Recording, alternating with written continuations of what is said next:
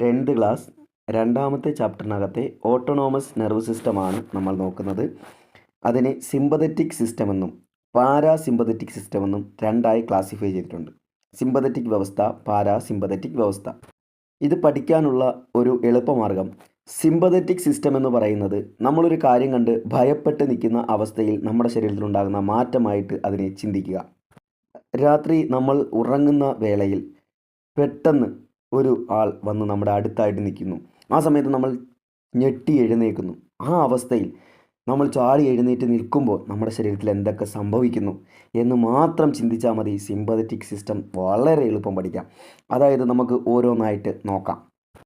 ആദ്യം തന്നെ കണ്ണിനകത്തെ പ്യൂപ്പിൾ എന്ത് ചെയ്യും? ഡൈലേറ്റ് ചെയ്യും, വലുതാകും. അടുത്തത്, വായ്ക്കകത്ത് വെള്ളം കാണുമോ? കാണത്തില്ല. വായിലെ ഉമിനീരൊക്കെ വറ്റും. അപ്പോൾ ഡിക്രീസ് പ്രൊഡക്ഷൻ ഓഫ് സലൈവയുടെ ഉൽപ്പാദനം കുറയും. ഹൃദയത്തിൻ്റെ ഇടിപ്പ് എങ്ങനെ ആയിരിക്കും? ഒരാളെ കണ്ട് പേടിക്കുമ്പോൾ ഹൃദയമിടിപ്പ് കൂടും. അപ്പം ഇൻക്രീസ് ഹാർട്ട് ബീറ്റ്. പിന്നെ നമ്മുടെ ശ്വാസകോശം എന്ത് ചെയ്യും? എക്സ്പാൻഡ് ചെയ്യും. ശരിയല്ലേ? വികസിക്കും. നമ്മളിങ്ങനെ പേടിച്ച് ഞെട്ടി നിൽക്കുമ്പോൾ നമ്മുടെ നെഞ്ചും കൂടൊക്കെ പൊങ്ങി നിൽക്കത്തില്ലേ? നെഞ്ചും കൂടി പൊങ്ങുക എന്ന് വെച്ചാൽ അതിൻ്റെ അർത്ഥം എന്താ? ശ്വാസകോശം വികസിച്ച് നിൽക്കുന്നു. അപ്പോൾ എക്സ്പാൻഡ് ചെയ്യും, വികസിക്കും. ഇനി നമ്മുടെ ആമാശയ പ്രവർത്തനങ്ങൾ എന്ന് വെച്ചാൽ നമ്മുടെ ദഹനം, അതുപോലെ തന്നെ പെരിസ്റ്റാൾസിസ്, അല്ലേ? ഇതൊക്കെ ദഹനവുമായി, ഡൈജഷനുമായി ബന്ധപ്പെട്ട വേർഡുകളാണ്. അപ്പം അങ്ങനെയുള്ള പ്രവർത്തനങ്ങൾ നടക്കുമോ? നമ്മൾ പേടിച്ച് നിൽക്കുമ്പോൾ നമുക്ക് വിശപ്പ് വല്ലതും തോന്നുമോ? ഒന്നും തോന്നത്തില്ല.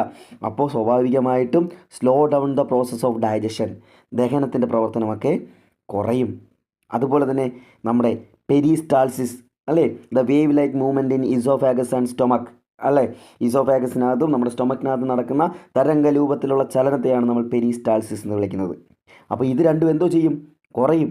കാര്യം പേടിച്ച് നിൽക്കുമ്പോൾ നമുക്ക് വിശപ്പല്ല അനുഭവപ്പെടുന്നത്. ഇനി പേടിച്ച് നിൽക്കുമ്പോൾ നമ്മുടെ ശരീരത്തിൽ ചില ഹോർമോണിൻ്റെ പ്രൊഡക്ഷൻ ഉണ്ടാകും. അതെ, എപ്പിനെഫ്രിൻ എന്നൊക്കെ പറയുന്ന ഹോർമോണിൻ്റെ പ്രൊഡക്ഷൻ ഉണ്ടാകും. അതാ പറഞ്ഞേക്കുന്നത്, ഇൻക്രീസ് ഹോർമോൺ പ്രൊഡക്ഷൻ. എളുപ്പമല്ലേ? അപ്പോൾ കണ്ണിൻ്റെ പ്യൂപ്പിൾ എന്ത് ചെയ്യും? കണ്ണൊക്കെ തെളി നിൽക്കും, ഡൈലേറ്റ്. സലൈവയുടെ ഉൽപ്പാദനം കുറയും, അല്ലേ? വായി വെള്ളമൊന്നും കാണത്തില്ല, സംസാരിക്കാൻ പോലും പറ്റാതെ നിൽക്കുമായിരിക്കും. ഇൻക്രീസ് ഹാർട്ട് ബീറ്റ്, ഹൃദയത്തിനിടിപ്പ് എന്ത് ചെയ്യും? കൂടും.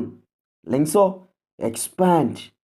ഓക്കെ. അതുപോലെ തന്നെ നമ്മുടെ സ്ലോ ഡൗൺ, പെരിസ്റ്റാൾസിസും അതുപോലെ തന്നെ ആമാശയ പ്രവർത്തനങ്ങളും ഡൈജഷനുമൊക്കെ എന്ത് ചെയ്യും? കുറയും, അല്ലേ? സ്ലോ ഡൗൺ, മന്ദീഭവിക്കും. ഓക്കെ. അതിനുശേഷം പിന്നെ വരുന്നത് നമ്മുടെ ഹോർമോണിൻ്റെ പ്രൊഡക്ഷൻ. പേടിച്ച് നിൽക്കുമ്പോൾ എന്ത് ചെയ്യും? ഹോർമോൺ ഉണ്ടാകും. അപ്പോൾ ഹോർമോണിൻ്റെ പ്രൊഡക്ഷൻ കൂടും. ഇനി ലാസ്റ്റ് ഒരു സാധനം കൂടെ പഠിച്ചാൽ മതി, റിട്ടൈൻസ് യൂറിൻ, മൂത്രം നിലനിർത്തും. ഏതാ? മൂത്രം അവിടെ തന്നെ നിലനിർത്തും. ഇനി നമുക്ക് തിരിച്ച് പാരാസിമ്പതറ്റിക് വ്യവസ്ഥയിലോട്ട് പോകാം. നമ്മൾ നോർമലായിട്ട് നിൽക്കുന്ന സമയത്ത് നമ്മുടെ കണ്ണിനകത്തെ പ്യൂപ്പിൾ എന്തോ ചെയ്യും? സ്വാഭാവികമായിട്ടും കൺസ്ട്രിക്സ്, ചുരുങ്ങും. വായിക്കകത്ത് വെള്ളമൊക്കെ കാണത്തില്ലേ? Increase production of saliva. Heartbeat എന്ത് ചെയ്യും?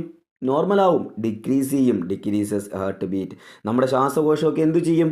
കൺസ്ട്രിക്ട്സ്, ചുരുങ്ങും, ചെറുതായി മാറും. ദഹന പ്രക്രിയയൊക്കെ എന്തു ചെയ്യും? ഉദ്ദീപിക്കപ്പെടും. ദഹനമൊക്കെ പിന്നീട് നോർമൽ അവസ്ഥയിലേക്ക് വരും. അതുപോലെ തന്നെ പെരിസ്റ്റാൾസിസ് എന്ത് ചെയ്യും? കൂടും. ദഹനമൊക്കെ നടക്കും, നോർമലായിട്ടിരിക്കില്ലേ? അപ്പോൾ അകത്ത് സാധാരണ ഗതിയിലുള്ള കാര്യങ്ങളെല്ലാം നടക്കും. ദഹനമൊക്കെ ഇങ്ങനെ നടന്നുകൊണ്ടിരിക്കും. അപ്പോൾ ആ സമയത്ത് നമുക്ക് എന്ത് ചെയ്യാം? ഒന്ന് മൂത്രം ഒഴിക്കാനൊക്കെ തോന്നാം. അപ്പോൾ ആ സമയത്ത് നമ്മൾ എന്ത് ചെയ്യും? മൂത്രമൊക്കെ ഒഴിക്കും. അപ്പോൾ അവിടെ എന്ത് ചെയ്യും? ശൂന്യമാക്കപ്പെടും, അല്ലേ? ഓക്കെ.